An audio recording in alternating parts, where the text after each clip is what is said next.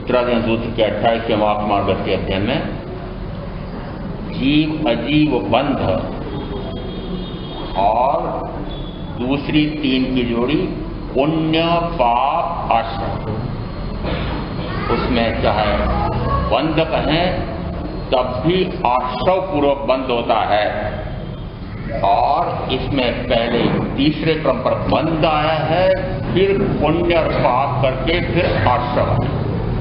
यह आश्रव किससे होता है और बंध किससे होता है? जिस समय कर्म का आना हो रहा होता है उसे कहा आश्रव, और जिस समय मेरे साथ ये बद्ध स्पष्ट होते हैं उसे कहा बंध। होता किससे है? ये पुण्य और पाप से। और पाप में कल कहा था कि सबसे बड़ा पाप मिथ्यात्व है। क्रम में चाहे इसको 18वां रखा है, परंतु यह सबसे मूल में है कि इसी के बल पर ये प्रथम 17 पाप होते। या बहुत सारे पाप मात्र मिथ्यात्व के बल पर होते हैं, और मिथ्यात्व है तो अज्ञान है, अज्ञान है तो अदर्शन है। तो उसी अपेक्षा से फिर प्रज्ञापना सूत्र का 23वां पद पुनः स्मरण में लें। ज्ञानावरणी कर्म का जब उदय आता है तो दर्शनावरणी कर्म का उदय आता है, दर्शनावरणी कर्म का जब उदय आता है तो दर्शन मोहनी कर्म का उदय आता है। और दर्शन मोहनी कहें, चाहे मिथ्यात्व नामा कर्म कहें, चाहे मिथ्यात्व कहें, चाहे माया निदान शल्य कहें, इन सबको पर्यायवाची मान लेना। जिस समय दर्शन मोहनी कर्म का उदय आता है उसी समय मिथ्या भाव होता है, और मिथ्या भाव से फिर कहा वह चारित्र मोहनी के अनुसार क्रोधादि कषाय करता है। और यहाँ ये मूल में तो मिथ्यात्व है, उसके साथ उसका सहोदर अज्ञान है, और अब इसके बेटे बेटी पोते पोती संतानें कैसी हो रही हैं, तो उसमें आचारांग सूत्र के प्रथम सुस्कंद में एक 3:2 में एक सूत्र आया है 120, और उसमें कहा हे वीर पुरुष, कषाय के आदि अंग क्रोध और मान को मार, और लोक को नरक के रूप में देख। बीच में एक छूट गया है, उसका पूर्व में उल्लेख आ चुका है, माया निदान शल्य। और उसमें कहा माया यदि प्रमाद के साथ है, और प्रमाद है इसका अर्थ ही माया है, माया है इसका अर्थ ही प्रमाद है, और माई बमाई पुनरंति गब्बम, ऐसा एक सूत्र 3:2 में पूर्व में आ गया है कि मायाचारी व्यक्ति, मायाचार करने वाला व्यक्ति निश्चित रूप से प्रमाद में भी जाएगा, और प्रमाद में और माया में दोनों में जाकर के वह पुनः पुनः गर्भ में जाएगा। पुनः पुनः गर्भ में जाने का क्या अर्थ? कि निरंतर जन्म मरण जन्म मरण जन्म मरण। यहाँ माया का स्पर्श अर्थ फिर हो गया। यदि माया है जो असत रूप है उसको सत रूप जान लिया, जो सत रूप है उसको जाना नहीं। सत रूप है आत्मा, और असत रूप है आत्मा को छोड़ करके शेष सारे। इसका अर्थ हुआ कि यदि सत को असत और असत को सत जानना, यही माया है, और यही बाहर में मायाचारी छल प्रपंच कपट और दोहरे लेखे और ऊपर ही ऊपर लाखों ही नहीं करोड़ों के सौदे और इतनी भयंकर कर चोरी, ये सारे काले कारनामे मात्र इस माया नाम के इस पाप से हो रही है। और वो माया चाहे मिथ्यात्व के रूप में कहो, चाहे माया निदान शल्य के रूप में कहो। और इस अपेक्षा से यहाँ अब सूत्र है कि यदि माया है तो प्रमाद है, और माया और प्रमाद है तो निश्चित है कि बाह्य में ये 17 प्रकार के पाप होंगे। उनमें हिंसा, झूठ, चोरी, मैथुन, परिग्रह, इन 5 पापों का विवेचन पहले हो चुका है। और महत्वपूर्ण पाप प्रथमतः ये 5 कहे जाते हैं। तो सामान्यतः यदि आप व्रतधारी हैं या मैं महाव्रतधारी हूं, तो मात्र इन 5 पापों से विरति ऐसा अर्थ नहीं है। मुझे तो ज्ञात है कि जिस समय संयम लेते हैं उस समय 18 प्रकार के पूर्व में किए गए सारे पापों का वह गुरु के समक्ष, सर्व संघ के समक्ष पहले आलोचना करता है, प्रतिपण करता है और उसके बाद में संकल्प करता है कि मैं इन 5 पापों को 3 योग से नहीं करूंगा और शेष पापों में पूरी तरह से विवेक रखूंगा, इनको भी नहीं होने। इसका अर्थ है कि 5 पापों से विरति, उसका क्या फल होता है उस पर व्याख्या हो चुकी है। आगे इसमें अब आता है क्रोध, मान, माया और लोभ। उसके लिए समेकित रूप से एक शब्द अभी आया कि हे वीर पुरुष, कषाय के आदि अंग क्रोध और मान को मार। ये कषाय का आदि अंग, ये वीर पुरुष किसे कहा? वीर पुरुष किसे कहा? आत्मा को। अरे आप में वीरता है क्या? तो पुरुष कहते हैं हाँ हम तो पुरुष है, यह नाम दिया है वीर पुरुष, संयमी। तो वस्तुतः क्या पौरुष है? और यदि ये भाई कहते हैं कि हम पुरुष हैं, पौरुष हम में ही हैं, बल बाहु का हमारे पास है, युद्ध लड़ने के लिए तो हम ही मैदान में जाते हैं, तो क्या ये पौरुष मात्र बाह्य से युद्ध महायुद्ध लड़ने के लिए है कि पौरुष यदि ऐसा कहें कि मात्र पुरुषों में इस प्रकार का है तो स्त्रियां तो मोक्ष जा ही नहीं सकती। यहां संबोधन भी इस प्रकार का है, हे वीर पुरुष। पौरुष का अर्थ होता है आत्मा का उत्थान, कर्म, बल, वीर्य, पुरुषाकार, पराक्रम। वो किसका गुण है? ये 5 गुण आत्मा के हैं। और जिस समय 13वां गुण स्थान प्राप्त होता है, जिस समय सर्व गुणों की पूर्णता प्रकट होती है, उस समय कहा जाता है अनंत वीर्य प्रकट हो। वो अनंत वीर्य कौन सा है? जो अरिहंत और सिद्ध परमात्मा के पास वो अनंत वीर्य है, वह कौन सा है? आप पुरुषों के पास जैसा है वो कौन सा वीर्य है? वह वीर्य है कि एक समय के लिए भी उपयोग आत्मा का पर पदार्थ में नहीं जाएगा, उसको कहते हैं वीरता। एक समय के लिए। और अब जो अपने आप को पुरुष कहते हो, मेरे सामने बैठे हो, कितने समय तक आपका आत्मा में ध्यान निरंतर रहता है तो पता लगाना कि एक समय के लिए टिकता नहीं है। और एक तरफ देखो कि अरिहंत और तीर्थंकर परमात्मा, सिद्ध परमात्मा का एक समय के लिए उपयोग पर में नहीं जाता। साधना कहां चल रही है पता लगाना कि उपयोग निरंतर कहां भटक रहा है। तो मात्र इस मिथ्यात्व के कारण से शरीर के साथ जुड़ी 5 इंद्रियां की पूर्ति के लिए, फिर भोग साधन, भोग भुगवाने के लिए परिजन, और फिर भोग साधनों के लिए परिजनों के लिए धन वैभव, और धन वैभव के लिए जो आप कार्य व्यवसाय, अध्यवसाय, उद्योग धंधे, घर के धंधे कर रहे हैं वो सारे नाम है। इसका अर्थ हुआ कि जो आप कार्य कर रहे हैं वह उसमें मूल में माना कि शरीर मैं हूं, इसी को का मिथ्या, यही शल्य। और उसी के कारण से मोक्ष के मार्ग पर एक कदम भी नहीं चला जा सकता है। ऐसा शल्य यदि चुप जाए पांव में तो कहते हैं सड़क पर चलना मुश्किल हो जाता है, वैसे ही मोक्ष के मार्ग पर चलना कठिन होता है। ऐसा यह शल्य है। इसलिए कहा हे वीर पुरुष, क्रोध और मान को मार। यदि क्रोध का निमित्त आता है, कोई थोड़ा सा ऊंचा नीचा शब्द बोल देता है तो पहले भाइयों को पूछो कि बहनों को पूछो। यदि थोड़ी ऊंची नीची बात घर परिवार में हो जाए, समाज में, स्त्री संघ में हो जाए, तो उफनते तो नहीं हो, बाएं तो नहीं चढ़ाते हो। महावीर के वीर हो, महावीर के वीर, और बाएं चढ़ाते हो, और स्थानकों में भी चढ़ाते हो। और युद्ध कब होते हैं? और युद्ध पता नहीं इनको क्या क्या प्राप्त करना है, तो युद्ध लड़ते हैं कौन अध्यक्ष बनेगा, कौन मंत्री बनेगा, और बाहें चढ़ा लेते हैं मेरा वर्चस्व कायम रहना चाहिए। वो कहता मेरा वर्चस्व कायम रहना चाहिए। किस पर? अरे मैं अपने गुणों पर वर्चस्व कर सकता हूं, स्वामित्व आधिपत्य कर सकता हूं, परंतु आप तो न जाने किनके पर आधिपत्य करना चाहते हो, बाहर में पर पदार्थ पर। ये कौन सी वीरता है? वीरता है कि कायरता है? और यदि घर में जरा सी कोई ऊंची नीची बात हो जाए तो बहनों को पूछ रहा हूं, आप बबूला तो नहीं होते हो? यहां सूत्रकार कहें यदि यह प्रथम अंग है तो इसमें तो आया है क्रोध और मान को मार। तो मारते हो क्या?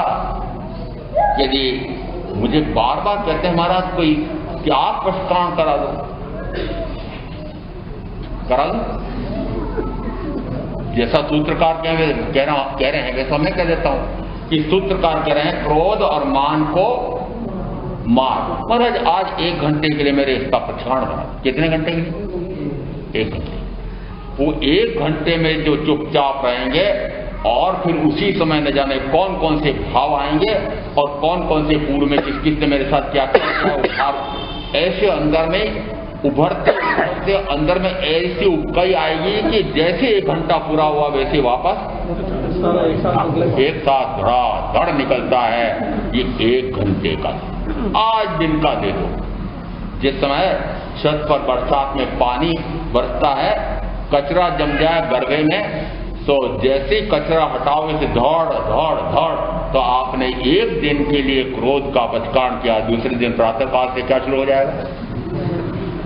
मेरी बात तो 1 दिन कभी नहीं करते। इसी कहते हैं क्रोध और मान को मार। वो क्रोध और मान का संबंध है, इसलिए कहा क्रोध और मान को मार। माया की बात पहले आ गई, उसके बाद में फिर कहा लोभ को नरक के रूप में देख।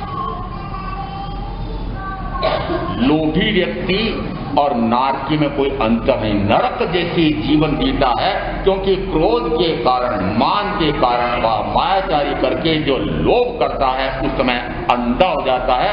कहते अंधों में सबसे बड़ा अंधा ये लोभ का अंधा कहा जाता है। ऐसा तो आचरण सूत्र के ये 3:2 में आया हुआ है और ऐसा का ऐसा है। इस गाथा दशकालिक सूत्र में आई है, पोहो टीम पणाते ही मानो विनाशनो माया मित्ता नाते ही लोहो सब विनाशनो। कि क्रोध से प्रीति का नाश हो जाता है, मान से विनय का नाश हो जाता है, माया से सरलता का, ऋजुता का, नम्रता का, कोमलता का, सामंजस्य का नाश हो जाता है और लोभ से सब कुछ नष्ट हो जाता है। सर्वविनाशक कौन? लोभ। आपको तो लेस मात्र नहीं।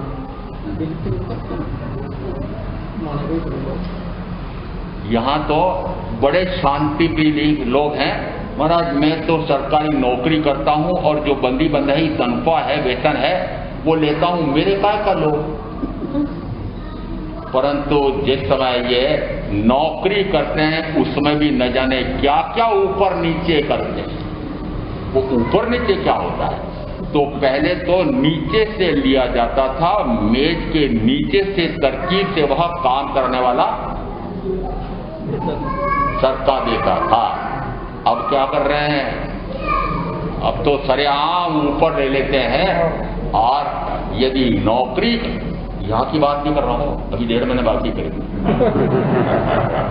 यदि इस प्रकार से ऊपर नीचे जो कार्य कर रहे हैं और वेतन ही मिलता है वस्तुतः, और न जाने कौन कौन से, यदि सरकार की नौकरी कर रहे हैं तो फिर उतने समय में से काट करके या फिर उसके अतिरिक्त तो और कुछ काले कारनामे करने के लिए नहीं बैठते हो, वो भी करते हैं और उसके साथ न जाने क्या क्या करते हैं। तो कहते हैं कहां संतोष है। और मुझे कुछ लोग कहते हैं हमारा सेवानिवृत्ति हो गई है, मेरा सेवानिवृत्ति हो गई है।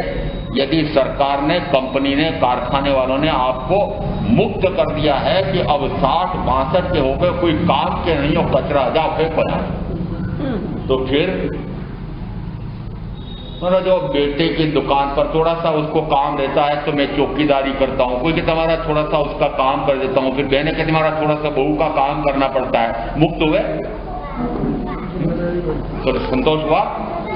60 के हो गए, 70 के हो गए, 80 के हो गए, 90 के हो गए, संतोष नहीं होता है कि अब क्या करना कमाए। कि कभी पूछते हो क्या अपने आप को कि किसके लिए कमाऊं, इतना क्यों कमाऊं, कब तक कमाऊं? पूछते हो अपने आप? वस्तुतः जो इस प्रकार से अपने को कहते हैं कि मैं सेवानिवृत्त हो गया हूं, और इस सेवानिवृत्त होने के बाद में भी जो अपना काम नहीं समझता है और पता नहीं किन किन में लग जाता है, वो सारा समय बर्बाद कर रहा है। इसलिए कहा लोभ ऐसा है कि जो सब कुछ नष्ट कर देता है। फिर एक सूत्र, वैसे तो आचरण सूत्र ऐसा सूत्र है कि जिसमें बहुत छोटे छोटे से सूत्र हैं और गंभीर अर्थ वाले हैं, परंतु 130वां सूत्र इसमें कुछ विस्तृत है। और उसमें आया है जो क्रोधदर्शी होता है वह मानदर्शी होता है, जो मानदर्शी होता है वह मायादर्शी होता है, जो मायादर्शी होता है वह लोभदर्शी होता है, जो लोभदर्शी होता है वह प्रेमदर्शी होता है, जो प्रेमदर्शी होता है वह द्वेषदर्शी होता है, जो द्वेषदर्शी होता है वह मोहदर्शी होता है, जो मोहदर्शी होता है वह गर्भदर्शी होता है, जो गर्भदर्शी होता है वह जन्मदर्शी होता है, जो जन्मदर्शी होता है वह मृत्युदर्शी होता है, जो मृत्युदर्शी होता है वह नरकदर्शी होता है, जो नरकदर्शी होता है वह तिर्यंचदर्शी होता है, जो तिर्यंचदर्शी होता है वह दुखदर्शी होता है। चलो बोलो वापस।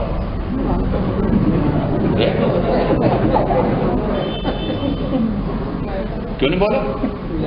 नौजवान लोग बैठे हुए आज तो बेगू वाले, बोलो वापस बोलो इसको।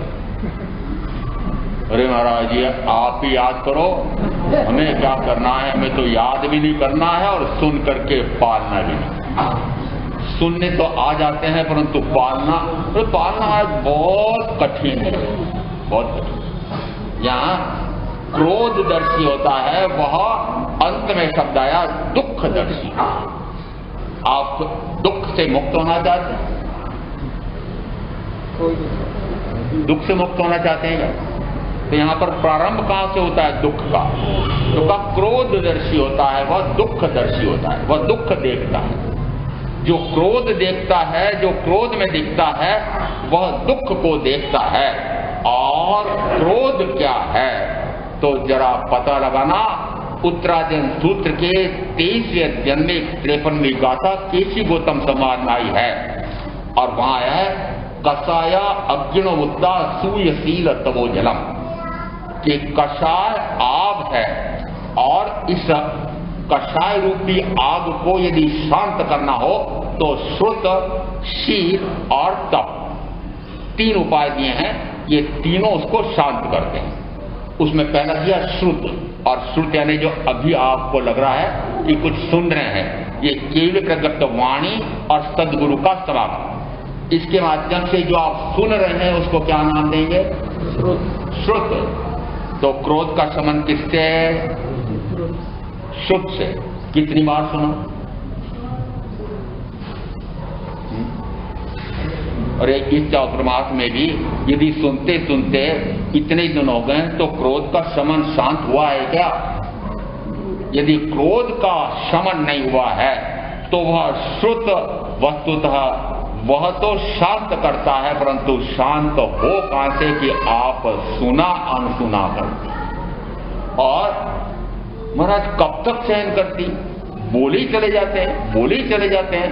मैं आपने जब कहा कि चलो भैया ऊंची नीची बात हो जाए तो मुंह में पानी भर लेना, और जब तक बात पूरी नहीं हो तब तक कुल्ला मत करना, गले मत उतारना, मुंह में पानी भरा रखना और सुनती जाऊं, बोलती चला चलो। मान लो मैंने मौन धारण कर लिया, अब तो बोलती चली जाती है, बोलती चली जाती है। महाराज कब तक सबर करूं? कोई सीमा होती है? क्या बोलते हो? दोनों को उदाहरण दे दी। कोई सीमा होती है? मैंने कहा सीमा तो नहीं होती है। क्यों? क्योंकि वास्तव में आपका अनुभव है कि इतना क्रोध कर रहे हैं मुझ पर, इतना बक बक कर रहे हैं, इतनी गालियां दे रहे हैं, इतना मुझे दुखी कर रहे हैं, तो क्रोध तो आता है। क्रोध तो स्वाभाविक है। क्या बोलते हो? क्रोध स्वाभाविक है। क्रोध स्वभाव है क्या? क्रोध स्वभाव। ये पूर्व का पुनः याद करना। मैं शरीरादि रूप नहीं, मैं क्रोधादि भाव कर्म रूप नहीं, मैं ज्ञानावरणादि द्रव्य कर्म रूप नहीं। तो वहां दिया क्रोधादि रूप नहीं, क्रोध मेरा स्वभाव नहीं। ये क्रोध किसी के कारण से होता है, और इसीलिए सूत्र बन रहा है जो क्रोधदर्शी होता है वो मानदर्शी होता है। तो क्रोध किसी न किसी के कारण से होता है। यदि आपको क्रोध करना हो तो कोई न कोई सामने निमित्त चाहिए, और यदि निमित्त दो परिजनों के बीच में सास बहू, भाई भाई, देरानी जेठानी, परिजन अड़ोसी पड़ोसी, किसी में कोई बोलचाल हो गई हो, कोई झगड़ा विवाद हो गया हो, और उस समय यदि दोनों अलग अलग हो जाए, परिदृश्य से परे हो जाए, और परे होकर के मान लो एक उसमें से आकर के स्थानक में बैठ गया आकर के, और सामाजिक पचक के बैठ गया, जैसे सामाजिक पच की और फिर भाव है। मैंने तो जरा सी बात कही थी, वो इतने आपको बोला क्यों हो गया? मैंने जरा सा वचन कहा था, ये इतना बरस पड़े, बड़बड़ चिड़चिड़ करते रहते हैं। तो मैंने थोड़ा सा कहा कि इस प्रकार से कैसे कहा मुझे, वापस ऐसा कैसे कर दिया, ऐसा ऐसे कैसे कर दिया, कब कर रहे हैं, कहाँ कर रहे हैं, कहाँ पर, स्थानक में और सामायिक में। फिर वो स्थानक के धर्म स्थान है, फिर वो सामायिक है। देखो सामने कोई नहीं है।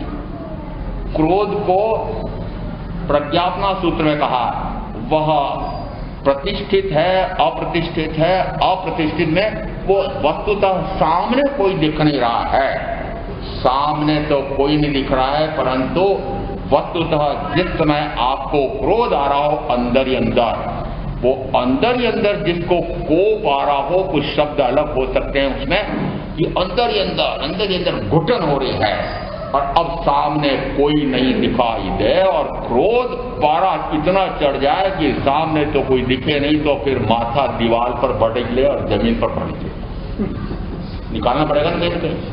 यदि हाथ में कोई वस्तु हो, बर्तन मांज रही हो बहू और सास ने कुछ कह दिया हो, या सास को कुछ कह दिया हो बहू ने, तो वो बर्तन भिड़ी देगी, हाथ में कुछ होगा तो उसको मार देगी।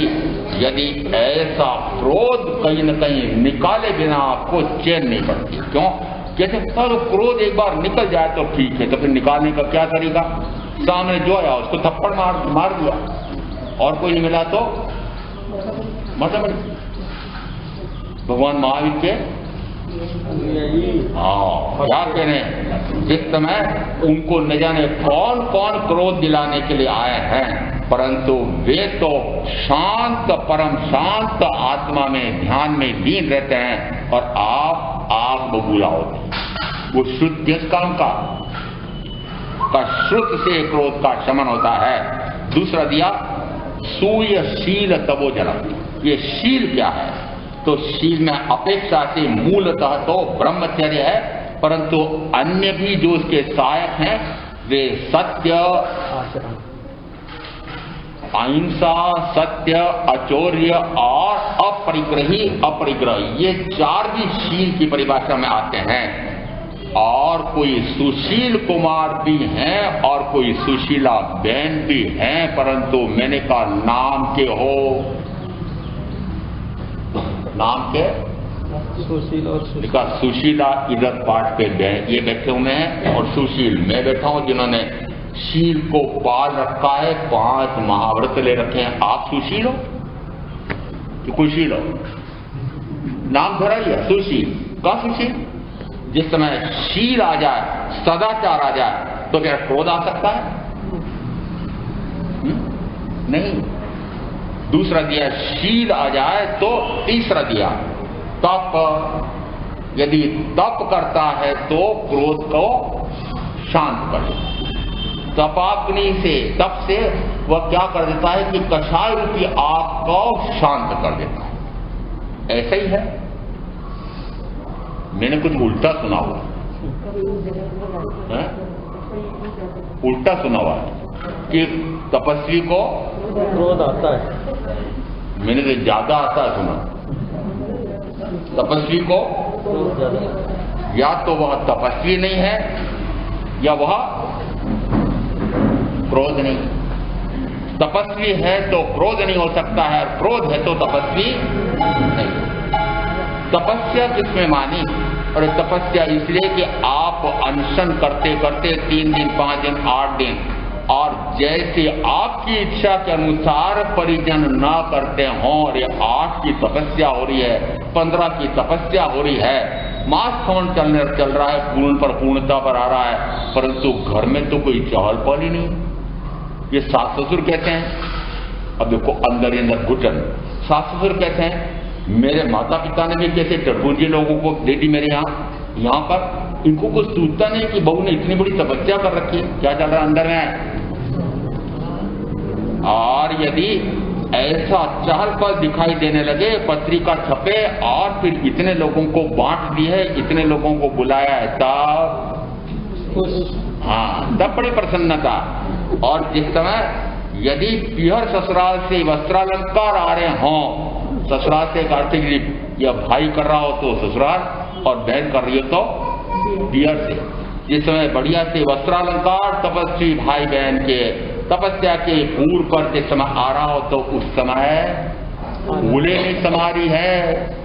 और मैंने एक ऐसे भाई को भी पूछ लिया, मेरे साथी थे, सहपाठी थे, मैंने कहा जिस समय आपने मातमण किया था तो ससुराल से क्या आया था? बोले अच्छा सा एक हार आया था और सूट। मैंने कहा सूट कैसा है? वो सूट बहुत ही बढ़िया आया था। मैंने कहा जब पहनते थे तब कैसा लगता है? बड़ा अच्छा लगता है। क्या चल रही है? क्या हुआ? तपस्या, लोभ, तपस्या हुई क्या? और जिस समय यदि भाई को निमंत्रण दिया मातमण का पूर्व पिहर वालों में से भाई आया ही नहीं तो बहन तपस्वी बहन का पारा लो, एक ही तो बहन है, एक ही तो भाई है, और मात खमन का बार होता है क्या? और आया ही नहीं, देख लूंगा, तेरे यहाँ पर भी कोई काम पड़ेगा ना, बेटे बेटे की शादी की, तेरी दिल्ली नहीं चलूंगा। लो मात खमन, क्या तप चल रहा है। और यदि कभी उसकी आर्थिक स्थिति खराब हो जाए और आया तो सही, परंतु थोड़ी सी साड़ी ऐसी ले आया जैसी आर्थिक स्थिति वैसी, और समझता नहीं है मैं करोड़पतियों के यहाँ पर दी हुई हूँ और इतने करोड़पति कैसी साड़ी ले आया, मुझे पहले से बता दिया होता तो मैं ही भेज देती, वो ला करके रख देता। अब मेरी इज्जत कितने खराब होगी सबके सामने। और ऐसी लाया है कि मेरी बर्तन वाली को दूध वही फेंक दे। क्या चल रहा है? निर्जरा। अरे मैंने पूछा क्या चल रहा है? तब अरे क्या चल रहा है कि निर्जरा चल रही है। क्या चल रहा है? निर्जरा चल रही। और यदि तपस्या हुई है 9 की तो कम से कम 900 व्यक्तियों को तो भोजन कराना चाहिए। लोगों को लगे कि हाँ क्या तप हुआ है, क्या देखो इनका भी कोई दम है न, क्या आर्थिक स्थिति कितनी बढ़िया हो गई, करोड़पति हो गए। 900 लोगों को भोजन कराया, सबके संबंधी परिजन परिचित। और ये मेरी देरानी और मेरी जेठानी क्या समझे, देखो मैं भी बता देती हूँ क्या हो रहा है। बताओ क्या हुआ? निर्जरा। ये कैसी तपस्या चल रही है? यहां कहा है कि यदि तप किया है तो कषाय शांत होते हैं। कषाया अग्निणो उत्ता सूय शील तवो जरम, यानी तीनों जल का कार्य करते हैं जो कषाय रूपी आग को बुझा देते हैं। परंतु ये तो कषाय और भड़क रहा है, कहीं मान कषाय भड़क रहा है, कहीं लोभ कषाय भड़क रहा है, कहीं ईर्ष्या आ रही है, कहीं द्वेष आ रहा है, कहीं हिंसा आ रही है, आरंभ समान हो रहा है। और फिर कहा जा रहा है कि तो तप चल रहा है। अभी तप का विषय नहीं है, परंतु यहाँ क्योंकि आ गया है कि किस प्रकार से यह क्रोध या मान या माया या लोभ चारों को हम एक साथ मान लें तो कहा कषाय। यदि कषाय को शांत करना हो तो इन 3 से किया जा सकता है, परंतु ये 3 भी हों और कषाय का तो शमन नहीं होता, उल्टा कषाय बढ़ जाता है। ये कैसी साधना है? जरा विचार करना कि आप कैसी साधना कर रहे हो। वस्तुतः साधना नहीं है, ये उल्टा कर्म का भयंकर बंद कर रहे हो और समझ रहे हो निर्जरा चल रही है। चेतावनी मुझे बार बार इसलिए देना पड़ती है कि ये विकृतियां परीक्षण के बाद जो समाचार जिस गांव से क्षेत्रों से आते हैं, इतनी तपस्याएं हुई तो ऐसा हुआ था, ऐसा होता। समारोह का वर्णन खूब जरूर करें तपस्या का। जो भी बाहर से संघ आए होंगे 15-20 दिन में, तपस्या के क्या ठाट लगे और क्या समारोह हुआ, चाहे घर में किसी ने की हो तो, या सामूहिक तेले पचोले 28 की हो तो, फिर संघ में करके इतना तपस्या का ठाट लगा। मैंने कहा कितना आरंभ समारोह बढ़ाया, कुछ हिसाब है। वस्तुतः ये 3 कषायों का शमन करने वाले हैं, परंतु शमन तो नहीं हो रहा, कषाय बढ़ रहे हैं, ये उल्टा कार्य हो रहा है। ध्यान रखो कहां जा रहे हो। तो प्रथम कहा कोहो पीपणा से मानो विनय नाथनो। तो प्रथमतः कहा क्रोध से प्रीति का नाश हो जाए। यदि आपको कभी परीक्षा करनी हो, पहले बहनों को कह देता हूं, प्रीति बहन परीक्षा करना जरा,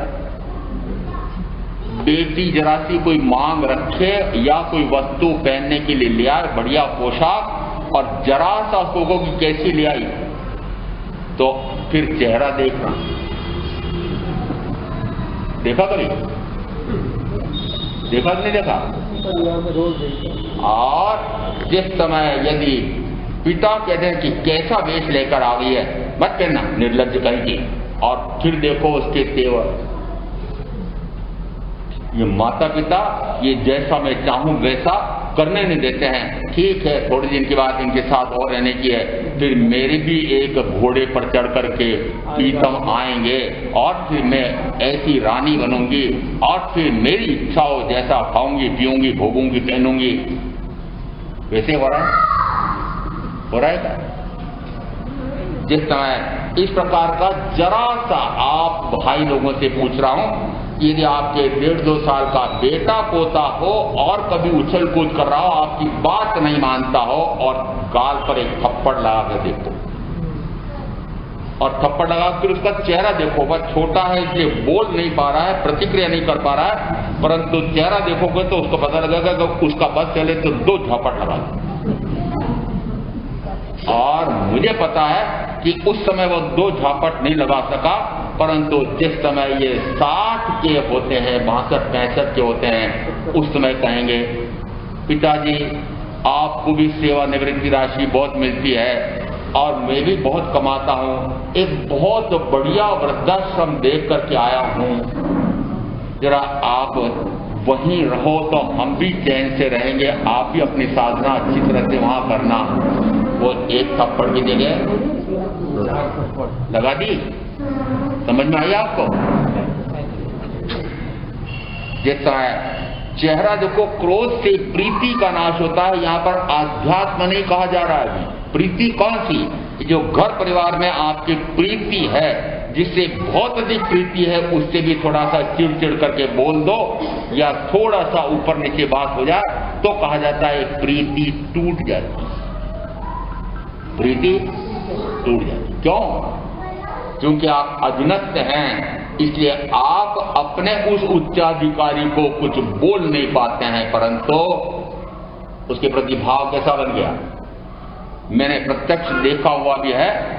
जिस समय जिलाधीश अपने कुर्सी पर, जिस समय पुलिस अधीक्षक अपने कुर्सी पर वेश पहन करके बैठे और उस समय सामने जो जो अधिकारी आते हैं और क्या तेज से और ऐसा रोप से उसको आदेश देकर के बोलते हैं क्रोधित होकर के, परंतु वे ही जिस समय सचिव, मुख्य सचिव, मंत्री, मुख्यमंत्री के सामने, प्रधानमंत्री के सामने खड़े होते हैं तो दुख दबा करके ऐसे खड़े रहते हैं, और फिर जैसे ही वहां से उठे और उठ करके अपनी कुर्सी पर आए और फिर जो वहां पर सुनना पड़ी थी, कहां पर?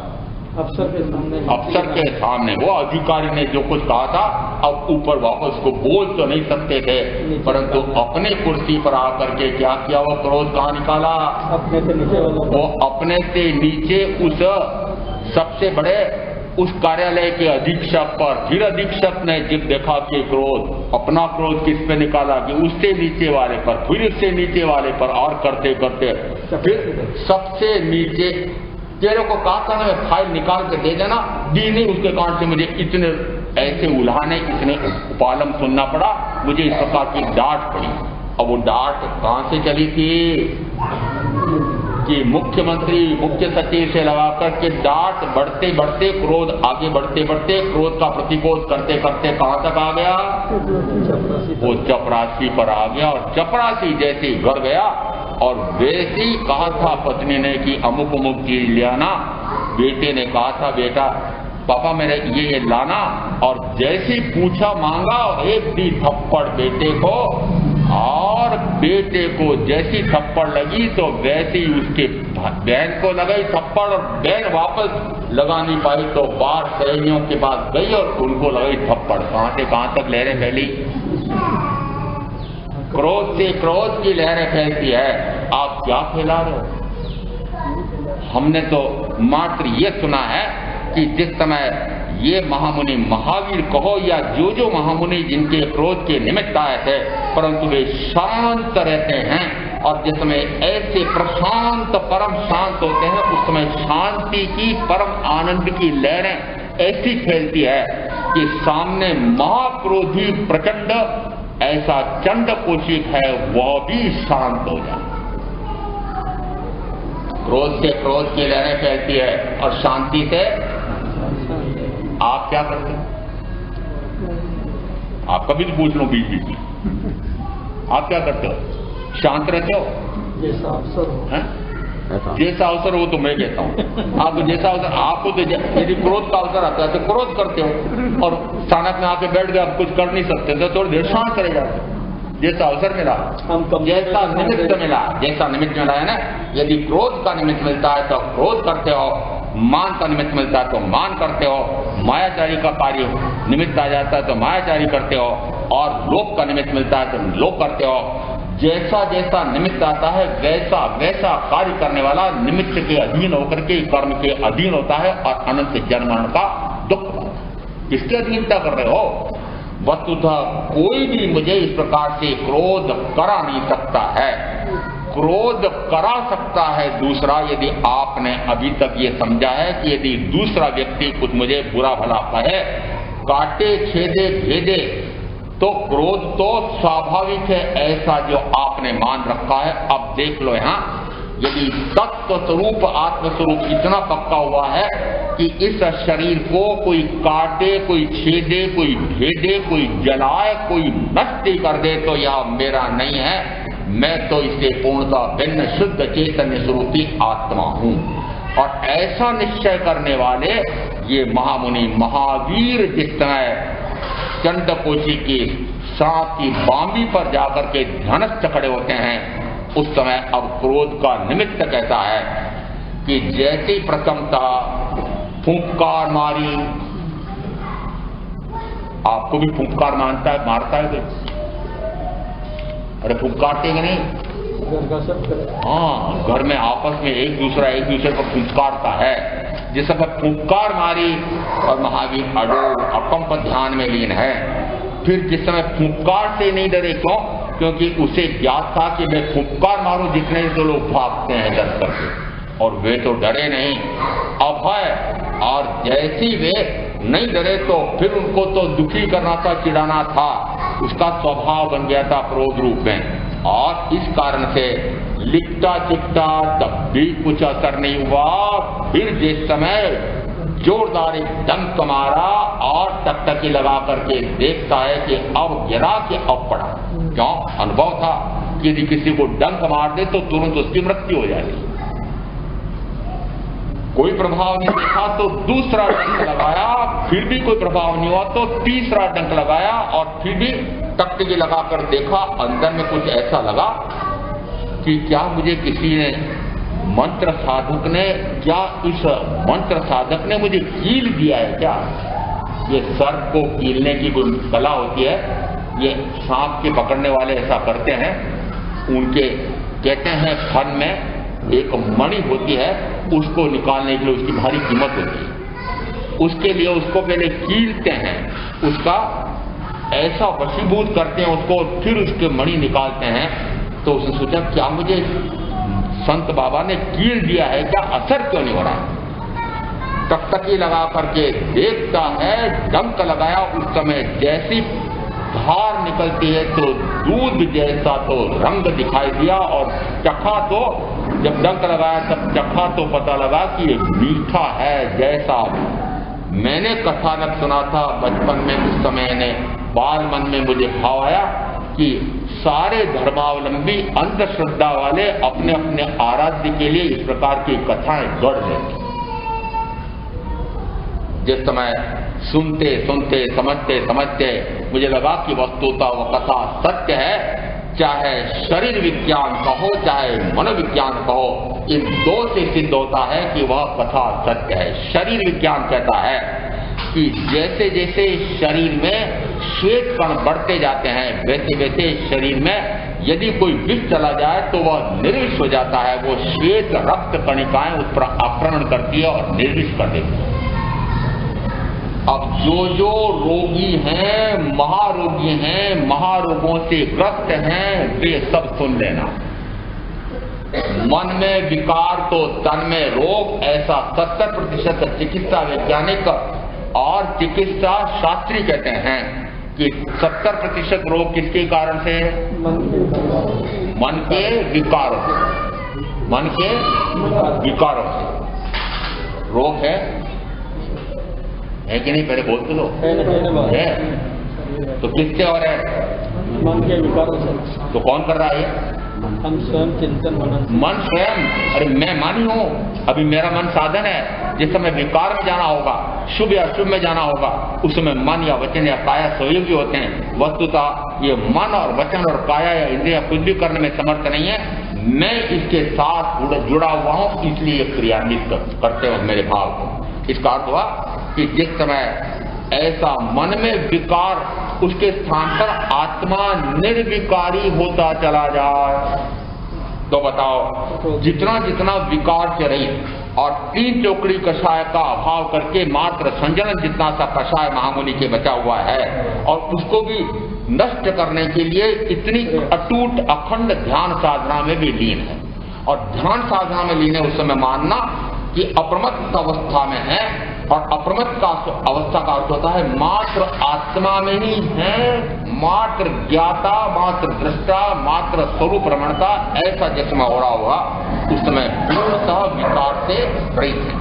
अब जिस समय पूर्णतः विकार से रहित है उस समय साथ में जुड़े हुए शरीर में, उसके अंगों में, रक्त में कितना परिवर्तन होता है कि वह रक्त कणिकाएं इतनी शुद्ध हो जाती हैं कि जैसे वह इतना भयंकर विष उसमें प्रवेश करता है, वह विष कैसा हो जाता है? निर्विष हो जाता है। और स्वाद भी उसका ऐसा मीठा हो गया है तो कथा शरीर विज्ञान के अनुसार सत्य बैठती है, मनोविज्ञान के अनुसार भी सत्य बैठती है। जिस समय महारानी मेवाड़ की और महलों में अपनी दासियों के उनके साथ नाचे तो कृष्ण मूर्ति के सामने तो कोई बात नहीं, परंतु नाचते नाचते फिर कहाँ आ गई मीरा? सड़कों पर आ गई कि नहीं? और सड़कों पर नाचने लगती हैं। उस समय महाराणा को लगा रे राज्य बदनाम होता है, मेवाड़ राज्य की बदनामी होती है। महारानी होकर के ये सड़कों पर नाच रही है, चमार आदि ऐसों को गुरु मान करके भी, ये रैदास को मान करके उनको भी इनके साथ भक्ति कर रही है। और ऐसा करके इसको तो मरवा डालना चाहिए। तो क्या किया? विष का प्याला भेज दिया। जैसे विष का प्याला भेजा, अब वस्तुतः क्या मनोविज्ञान देखना, आध्यात्म भी देखना और शरीर विज्ञान तीनों को मिलाकर के देखना। मेरे महाराणा मेरे पति परमेश्वर हैं, क्या मानते हैं? बहनों को पूछ रहा हूँ, क्या मानते हो? पति परमेश्वर।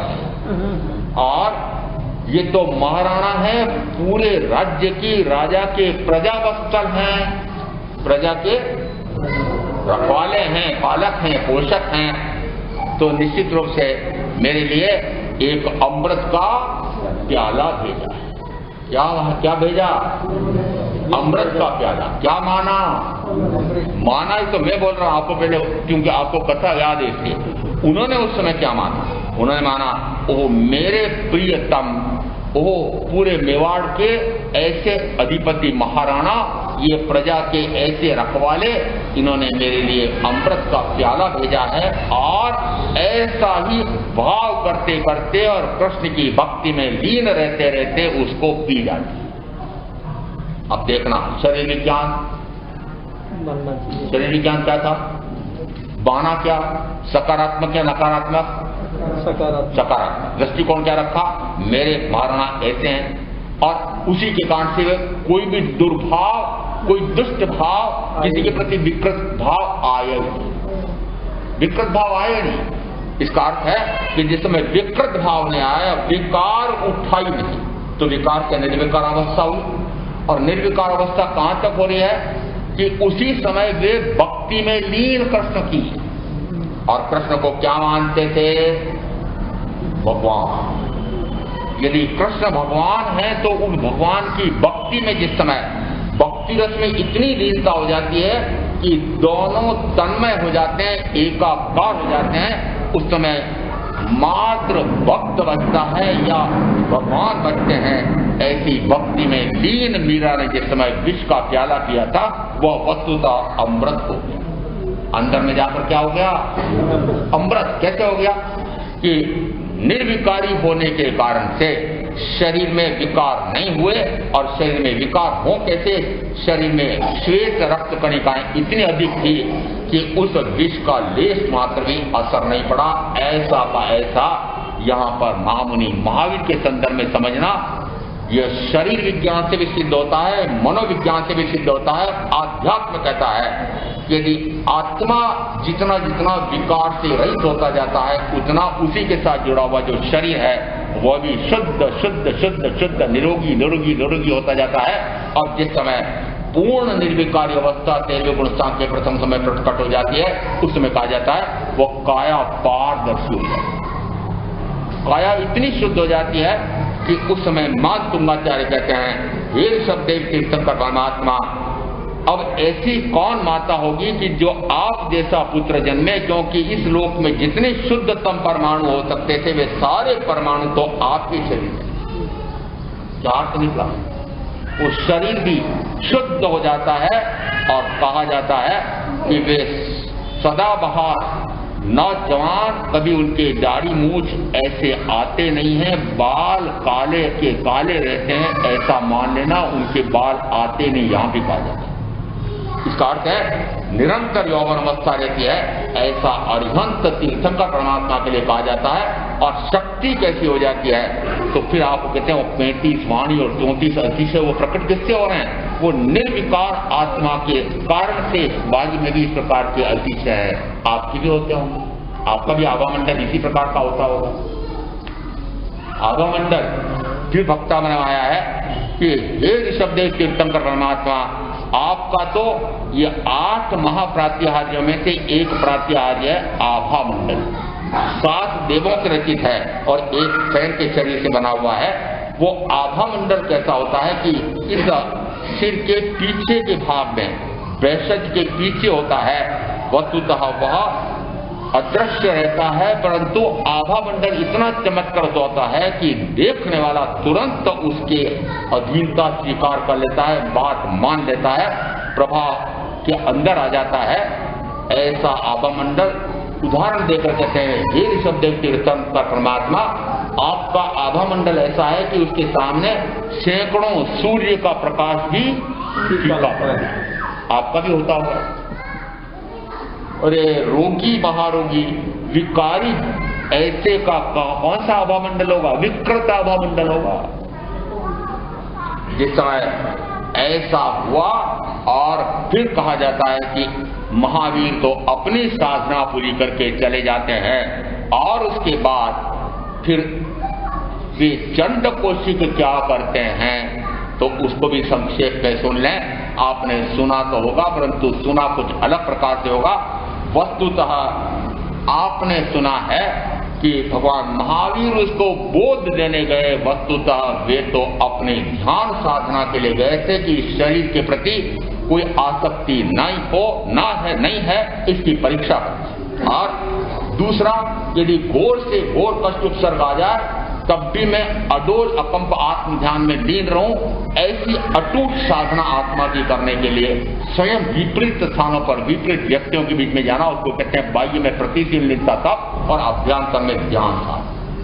वस्तुतः वे ध्यान साधना के लिए आत्म ध्यान में लीन होने के लिए गए थे, और जिस समय वे अपनी साधना पूरी करके चले जाते हैं उस समय बोध दिया कि लिया देखना, उस समय आपने कथा सुनी है, संबुद्ध्या किम न बुद्धई संबोई खरुपच्चा दुल्ला, समझता क्यों नहीं है, समझता क्यों नहीं है, बोध को क्यों नहीं प्राप्त होता है, पहले पूर्व में इस प्रकार का क्रोध किया था, इसके कारण से ऐसा तेज गति में आना पड़ा है, शांत रहा और वस्तुता ऐसा कुछ भी बोध दिया नहीं है। वे तो मौन साधक थे, संकल्प कर लिया था दीक्षा के समय के जब तक पूर्ण ज्ञान नहीं हो जाए तब तक मैं बोलूंगा नहीं, बहुत। इस कारण से जिस समय वे तो चले गए, फिर उसने क्या किया, देखो फन से सबसे अधिक डर लगता है, सबसे अधिक डर किससे लगता है, काटता किससे, फंकार किससे आता है।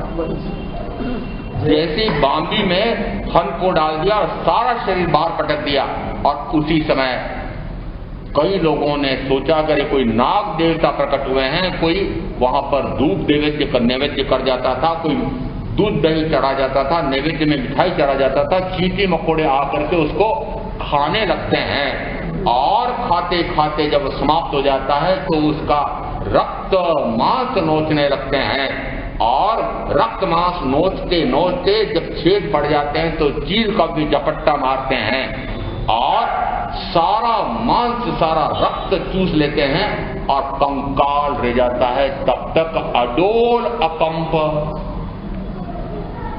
अकंप शरीर से मात्र नहीं, आत्मा से।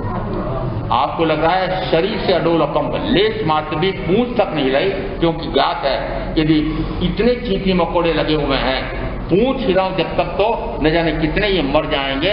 इसलिए यदि मैंने भी उनको काटा था, डंक मारा था, पर उन्होंने तो कुछ भी प्रतिक्रिया नहीं की, उन्होंने मुझ पर क्रोध नहीं किया, तो फिर मैं क्यों करूं। देखो बोध लेने वाला बोध कैसे लेता है, मैंने उन्हें काटा था और उन्होंने कोई प्रतिक्रोध नहीं किया था। आपको बोध लग रहा है, अरे आपको बोध लग रहा है क्या, कथा क्यों सुन रहे हो। यदि मैंने कोई उनको काटा था तो उन्होंने कोई क्रिया प्रतिक्रिया नहीं की। यदि आपको कोई ऊंची नीची बात कर दे परिवार में, घर में परिजन, तो शांत रहे, बोध लेंगे। अरे लेंगे क्या, लिया क्या। वस्तुतः जिस समय मैंने काटा, परंतु वे तो अपने आत्म साधना में लीन रहे थे, तो मैं भी अपनी साधना में आत्मा में लीन क्यों न रहूं। और जिस समय अपने आप में लीन रहते रहते कंकाल मात्र रह गया था और आयुष का काल पूरा हो गया, मानो की बाह्य में दिखाई दे रहा है तीव्र गति है, बाह्य में दिखाई दे रहा है मिथ्यात्व है, क्रोधी है, प्रचंड क्रोधी है, और अभ्यंतर में आत्मा का ज्ञान हो गया था, आत्मा का दर्शन पुनः सम्यक तो लौट आई थी। सम्यक तो यहाँ तक मान लो कि साक्षात पर सदगुरु सामने है तो क्षय सम्यक हो गई थी, और 3 चौकड़ी कषाय का अभाव हो गया है। इतनी अप्रमत्त अवस्था में ध्यानस्थ स्वरूपस्थ थे, इतने कर्मों की निर्जरा हो गई कि यदि थोड़ी देर और उसी प्रकार से ध्यान में रह जाए तो केवल ज्ञान प्रकट हो जाए, परंतु केवल ज्ञान हो नहीं सकता। तीरंज गति कौन सी है, तीरंज गति से मोक्ष नहीं है। मोक्ष किसके है, किससे, आप मनुष्य मनुष्य। तीरंज जैसा तो नहीं कर रहे हो। और तीरंज को भी समझ में आ गया था कि यदि कोई ऊंची नीची बात हो जाए तो क्रोध नहीं करना है, क्लेश नहीं करना है, प्रतिक्रोध नहीं करना है। क्यों, क्योंकि प्रतिक्रोध करे तो ग्रह में कला होता है, क्लेश होता है। बाह्य में दिखाई कब देता है कि अंदर में जो क्रोध अंकुरित होता है वह बाह्य में फूटता है, वह फूटते फूटते कहां तक फैलता है कि पूरे घर में फैलता है, फिर घर से बाहर फैल करके समाज में निकलेगा, और फिर वो लहरें उठते उठते पूरे देश में फैलती है। और यदि ऐसा ही कोई राष्ट्रपति है और क्रोध ऐसा आया कि ये इद्दे पिद्दे राष्ट्र, ये जर्मनी और जापान और इद्दे पिद्दे राष्ट्र, ये मुझ पर आक्रमण कर रहे हैं, ये क्या है? मैं इतना बड़ा देश अमेरिका, और अमेरिका का मैं राष्ट्रपति, ऐसा क्रोध आ रहा था। और उसी समय महासेनापति ने आके कहा कि हमारे आयुधशाला में इस प्रकार से चक्र रत्न उत्पन्न हो गया है। और ये चक्र रत्न कौन सा? कि उनके वैज्ञानिकों ने अणु बम बना लिया था पहली बार, और उन्होंने कहा हमने ऐसा बम बनाया है, उसका क्या होता है, यदि किसी के ऊपर डाल दो तो कितने ही मनुष्य मर जाते हैं। उन्होंने कहा चलो लाओ, और अपने वायु सैनिकों को कहा कि नागासाकी हिरोशिमा पर जाकर के इसको बरसा दो। और देखो, कहते हैं हजारों लोग, लाखों लोग तो मारे गए, और जापान समर्पित हो गया। युद्ध में विजय किसकी? अमेरिका की। युद्ध में विजय तो उस समय अमेरिका की हुई थी, परंतु जो राष्ट्रपति के अंदर में जो महाक्रोध हुआ था, बाह्य में तो ऐसा लगा कि मैं राष्ट्रपति, विजय हो गई। कहाँ विजय हो गई? पूरे विश्व पर महायुद्ध में विजेता के रूप में अमेरिका, ऐसी सत्ता तो स्थापित हो गई। परंतु व्यक्तिशः देखो, ये अध्यात्म का नियम देखो, तो महाक्रोध करके लाखों व्यक्तियों की, मनुष्यों की हत्या किसके लिए? अहंकार। किसके लिए? अपने अहंकार का पोषण। मैं अमेरिका का राष्ट्रपति, इसका पोषण हो रहा है। यहाँ पर ये मैं अहंकार, ये मैं अमेरिका का राष्ट्रपति और पूरे विश्व को दिखा दूंगा कि क्या हूं। आप भी तो अपने परिजनों को दिखा देते हो, मैं क्या हूं, धन में क्या कम हूं, वैभव में क्या कम हूं, मेरा प्रभाव भी कितना है।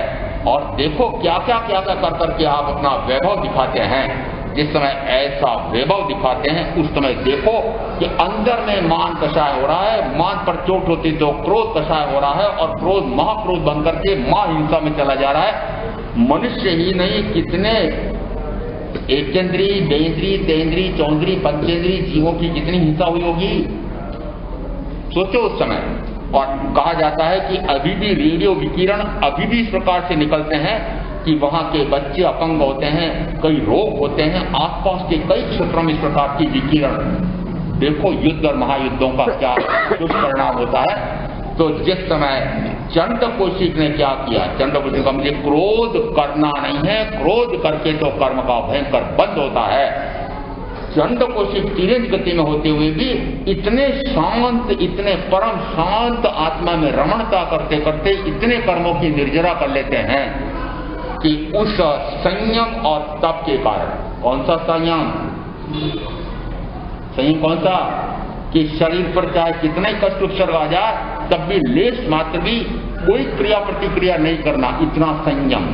बाहर में कोई संयम लिया दिखाई दे रहा था आपको? कोई जैसा हम वेस्ट पहनते हैं, आपने जैसा समय का वेस्ट पहन रखा, कोई वेस्ट पहना नहीं, पर संयम हुआ कि नहीं? संयम हुआ क्या? कौन सा संयम हुआ? और तप हुआ कि नहीं? अरे तप कहां से होगा? आप तप करते हैं, तेला, फिर तेले में भी शाम हुई, फिर पचोला, और फिर पचोला, क्या बात होती। अट्ठाइयों की हमारे तो झड़ी रखी, गिनती नहीं थी, और 15 की तो बात ही नहीं है। और मांस खमन, और ऐसे ऐसे मांस खमन इतने तो हो गए हैं और इतने चल रहे हैं, और पूरे प्रतिदिन कोई न कोई मांस खमन पर सकता है। मैंने कहा क्या ठाठ लग रहा है, परंतु ये तो बताओ कि क्रोध मिटा क्या? यदि परिवार में कोई वैर वैमनस्य, ये गांठें पड़ी थी तो गांठें टूटी क्या? टूटी?